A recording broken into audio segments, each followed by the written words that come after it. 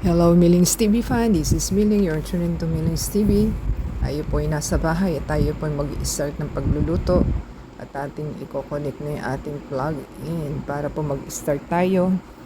Yan po ang ating gagawin for today. Tayo po ay magigisa lamang. Lagyan na po natin ng oil ang ating pinaglulutuan. So, yan po ang ating gagawin. So, painitin lang po natin at yan po ang ating ginigisang garlic.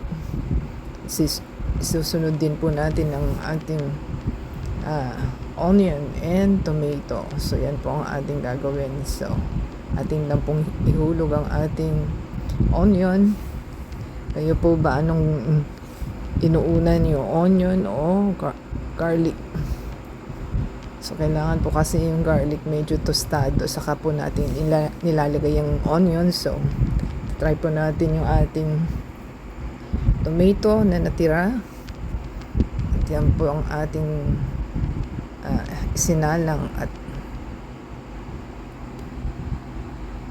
tayo po nakapagbabad na ng ampalaya.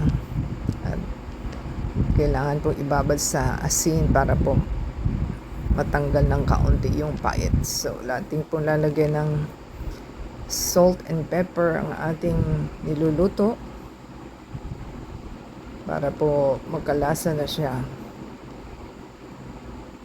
So, tayo po ay naka-voice over lamang dahil may music po tayo sa ating bahay. So, yan po ating ginawa para po dire-diretso ang ating luto.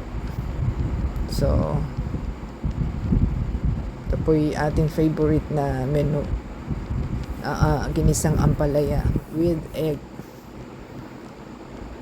So, hindi na po na yan lalagyan ng tubig at maluluto na po siya ng ganyan. At saka po natin ilalagay ang ating egg para maprito ng kasabayan ng ating gulay. So, konting soy sauce po ang ating ilalagay para po lumasa siya at masarap. So, depende po sa timpla ninyo kung maalat kayo o hindi. So, kailangan po is ano lang siya, katamtamang alat lang po ang dapat. So, yan po ating beaten egg at ating pong ilalagay at luto na po ang ating ampalaya. At baka ho ma-overcook na. So, mabilis lang po ito na ating pagluluto.